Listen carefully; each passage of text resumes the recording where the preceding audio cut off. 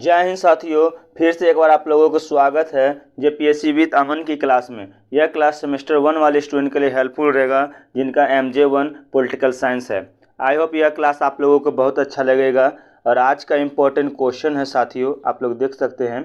आज का important question है वो है राज्य सरकार में राज्यपाल की भूमिका का आलोचनात्मक परीक्षण कीजिए। अगर इस टाइप का क्वेश्चन आता है तो सबसे पहले आप लोग इंट्रोडक्शन से क्लास को यानी आंसर को स्टार्ट करनी चाहिए। देखिए इजी वे में किस तरह से इंट्रोडक्शन दिया जाता है। भारतीय संविधान के अनुच्छेद 153 के तहत प्रत्येक राज्य के लिए एक राज्यपाल का प्रावधान किया गया है। मतलब एक राज्यपाल का प्रावधान किया गया है और एक व्यक्ति को 2 या 2 से अधिक राज्यों के राज्यपाल में नियुक्ति किया जा सकता है। मतलब एक व्यक्ति जो होंगे उनको 1 से 2, 1 या 1 से अधिक 2 या 2 राज्यों में उसको राज्यपाल की नियुक्ति मिल सकता है। राज्यपाल की नियुक्ति राष्ट्रपति के द्वारा प्रधानमंत्री के नेतृत्व वाले मंत्रिपरिषद की सलाह पर किया जाता है। तो राज्यपाल की नियुक्ति कौन करता है? राष्ट्रपति करते हैं। ठीक है। सामान्यतः राज्यपाल का कार्यकाल उसके पद ग्रहण से 5 वर्ष की अवधि के लिए होता है। कितने वर्ष के लिए? 5 वर्ष की अवधि के लिए होता है। किंतु वास्तव में राष्ट्रपति के प्रसाद पर्यंत पद धारण करता है। जो राष्ट्रपति के प्रसाद पर्यंत पद को कौन धारण करता है? तो राज्यपाल करता है। तो इस तरह से आप लोग इजी वे में इंट्रोडक्शन दे सकते हैं। अब देखिए और आगे कि भारत में केंद्र के साथ साथ राज्यों के स्तर पर भी संसदीय शासन प्रणाली अपनाया गया है। अतः राज्य में भी दोहरी कार्यपालिका जो है वो मौजूदगी देखने को मिलती है। मतलब दोहरी कार्यपालिका जो मौजूद मिलती है। जिस तरह से केंद्र में देख सकते हैं आप लोग प्रधानमंत्री और राष्ट्रपति, उसी तरह से राज्य में भी देख सकते हैं राज्यपाल और मुख्यमंत्री। ये दोहरी कार्यपालिका आपको देखने को मिलता है। ठीक है। और भाग 6 में अनुच्छेद 152 से लेकर 236 तक का वर्णन किया गया राज्य के बारे में। ठीक है। आप लोग को देखिए आगे बताते हैं। वो दोहरी कार्यपालिका पर काम करता, पहला है राज्यपाल, दूसरा है मुख्यमंत्री। ठीक है। उनमें सबसे पहला तो जो मुख्य राज्यपाल जो होते हैं वो संवैधानिक प्रमुख होते हैं, नामात्र प्रमुख होते हैं।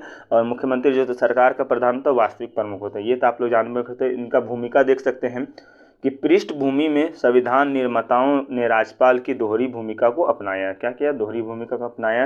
राज्यपाल की जो दोहरी भूमिका है वो क्या है? पहला सकते हैं राज्य की संवैधानिक प्रमुख होते हैं, दूसरा तक केंद्र के प्रतिनिधि भी होते हैं। राज्य के भी प्रमुख होते हैं और केंद्र के भी क्या होते हैं? प्रतिनिधि। ये कार्य राज्यपाल का कार्य है। ठीक है। अब हम आप लोग दिखाएंगे राज्य का संवैधानिक प्रमुख क्या होते हैं। देखिए इनका मतलब कि राज्य में राज्यपाल की वही स्थिति है जो केंद्र में राष्ट्रपति का होता है। ठीक है। राज्यपाल राज्य की कार्यपालिका का प्रमुख है और राज्य सरकार का समस्त निर्णय राज्यपाल के से लिए जाते हैं। मतलब राज्य सरकार के जितना भी समस्त निर्णय है वो कौन लेगा? राज्यपाल के नाम पे ही लिए जाते हैं। ठीक है। Okay next. राज्यपाल, मुख्यमंत्री, मंत्रिपरिषद, राज्य के मध्यवस्थता, राज्य निर्वाचन आयुक्त, राज्य लोक सेवा आयोग के अध्यक्ष, जिला न्यायाधीशों के इत्यादि के नियुक्ति करते हैं। मतलब इतने सारे पद को कौन नियुक्ति करते हैं? तो राज्यपाल करते हैं। ठीक है। ओके नेक्स्ट आगे देखिए। राज्यपाल राज्य मंत्रिपरिषद के निर्णयों के संबंध में मुख्यमंत्री से जानकारी मांग सकता है। क्या कर सकता है? मुख्यमंत्री से जानकारी मांग सकता है। ठीक है। ओके नेक्स्ट देखिए। विधानसभा चुनाव में किसी भी दल को पूर्ण बहुमत न मिलने से किसी स्थिति में या कार्यकाल के दौरान अचानक मुख्यमंत्री का निधन हो जाने पर उसके निश्चित उत्तराधिकारी न होने पर मुख्यमंत्री की भी नियुक्ति करता है। तो मुख्यमंत्री की नियुक्ति कौन करता है इस स्थिति में? तो राज्यपाल ही करते हैं। ठीक है। आगे देखिए। राज्यपाल कुछ विशिष्ट परिस्थितियों में अध्यादेशों को प्रयाखित कर सकता है। मतलब प्रयाखित कर सकता है। मतलब कोई भी अध्यादेश होगा उसको प्रयाखित कर सकता है। कौन कर सकता है? राज्यपाल कर सकते हैं। आगे देखिए नेक्स्ट। राज्यपाल को संविधान के अनुच्छेद 161 के तहत क्षमादान और दंड विराम आदि की भी शक्ति प्राप्त है। क्षमा भी कर सकता है, दंड भी कर सकते हैं। ठीक है। आगे देखिए। राज्यपाल राज्य की विधानसभा द्वारा पारित विधेयक को अनुमति देता है, कि अनुमति रोकता है अथवा राष्ट्रपति के विचार के लिए विधेयक को सुरक्षित रहता है। ये सब काम भी कौन करता है? तो राज्यपाल ही करता है। Okay next. दूसरा काम था वह केंद्र की प्रतिनिधि। वह केंद्र का प्रतिनिधि भी करते हैं। देखिए कैसे? तो केंद्र और राज्य के बीच एक महत्वपूर्ण संबंध कड़ी के रूप में कार्य करते हैं, जिसका मुख्य कार्य राज्य के प्रशासन संबंध में केंद्र को जानकारी प्रदान करना। तो ये सब काम कौन करते हैं? तो राज्यपाल ही करते हैं। ठीक है। दूसरा पॉइंट, अनुच्छेद 356 के तहत राज्यपाल राज्य के संवैधानिक मशीनरी की विफलता की स्थिति राष्ट्रपति शासन लगाने हेतु रिपोर्ट भेज सकता है। तो कौन भेजता है? राज्यपाल ही रिपोर्ट भेजता है। ठीक है, याद रखिएगा। जब राज्य में शांति व्यवस्था बाधित होने की परिस्थिति में राज्यपाल उस क्षेत्र को अशांत घोषित भी कर सकते हैं। ये सब राष्ट्रपति के अंडर आता है। ठीक है, आगे देखिए।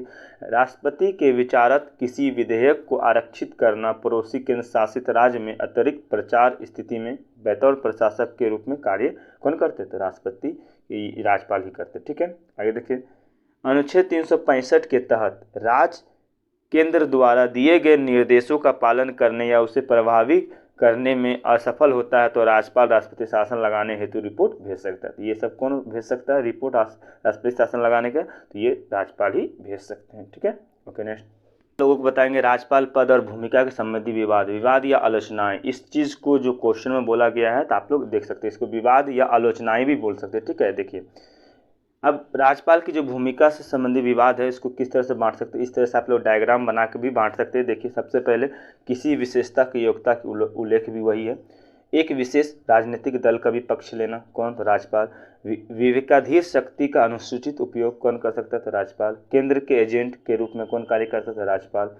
फिर आगे देखिए विशेष सेवानिवृत्त राजनीतिक और अधिकारियों की नियुक्ति कौन करता है? तो राज्यपाल करता है।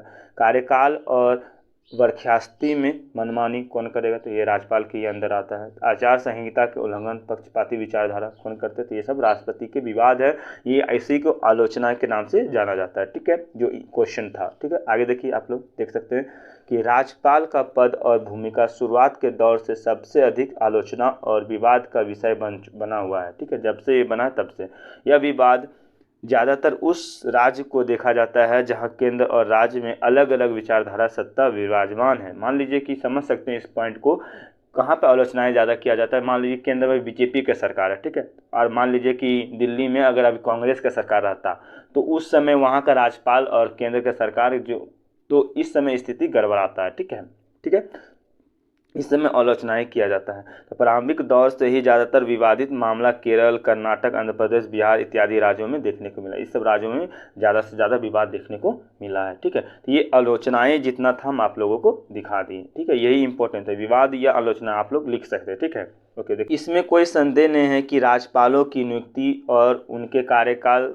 तथा शक्ति से संबंधित प्रावधान बड़े सुधार की आवश्यकता है, मतलब सुधार करने की आवश्यकता है। ठीक है, विभिन्न समितियों और आयोगों द्वारा दिए गए सुझावों को हम अपनाना चाहिए। राज्यपाल के पद को निष्पक्ष और स्वतंत्र बनाने की आवश्यकता है। ठीक है, अब देखिए प्रथम प्रशासनिक सुधार आयोग जब हुआ था 1966 में, तो राजमन्नार समिति 1959 और सरकारी आयोग द्वारा जो इसमें अहम सुझाव लेने के लिए बोला गया था जो निम्नलिखित है। क्या बोला गया था? तो देखिए राज्यपाल के पद पर उस व्यक्ति को नियुक्त किया जाना चाहिए जिससे सार्वजनिक जीवन में प्रशासन और अनुभव होना चाहिए तथा दलीय पूर्वाग्रह से मुक्त हो, मतलब वो किसी भी दल का नहीं होना चाहिए तब। ठीक है, ये मुद्दा उठा था। फिर दूसरा पॉइंट देखिए कि राज्यपाल के द्वारा दिए गए निर्णयों को न्यायिक जांच के अधीन लाया जाना चाहिए जिसमें निर्णय तक पहुंचने के लिए प्रयोग किए गए स्रोत भी शामिल होना चाहिए। ठीक है, थर्ड पॉइंट देखिए राज्यपाल के कार्यकाल से जुड़ी शक्तियां और विशेषाधिकार जवाबदेही तथा प्रदर्शित के साथ संलग्न होना चाहिए। ठीक है, ये सब मोस्ट इंपॉर्टेंट पॉइंट है। आगे देखिए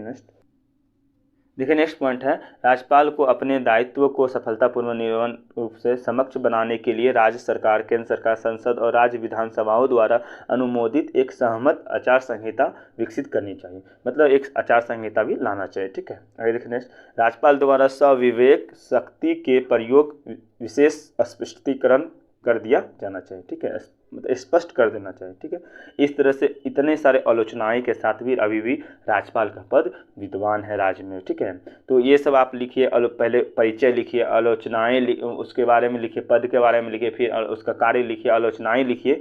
इतने सारे लिखने के बाद आप लोग लास्ट में निष्कर्ष लिखिएगा ताकि आपको अच्छा से अच्छा मार्क्स मिल सके। देखिए किस तरह से ईजीवी में निष्कर्ष दिया जाता है। देखिए इस प्रकार से हम देखते हैं कि राज्यपाल का पद वर्तमान में राजनीतिक व्यवस्था में आलोचनाओं अथवा विवाद का विषय बना हुआ है, एकदम विवाद है। ठीक है, किंतु हमें राज्यपाल द्वारा निभाई जाने वाली महत्वपूर्ण भूमिका को भी अनदेखा नहीं करना चाहिए, मतलब जो राज्यपाल द्वारा जो भूमिका निभाया जाता है इसको भी अनदेखा नहीं करनी चाहिए। वह केंद्र सरकार और राज्य सरकार के बीच एक सेतु के कार्य करता है। सेतु कहने का मतलब एक बात को दूसरे बात तक पहुंचाने का कार्य कौन करता है? राज्यपाल ही करता है। वह राज्य सरकार के गठन और विधानसभा में पारित होने वाले विधेयकों की वैधानिकता पर नज़र रखता है, अतः लोकतंत्र में स्वस्थ कामकाज में राज्यपाल की आवश्यकता नजरअंदाज नहीं करना चाहिए।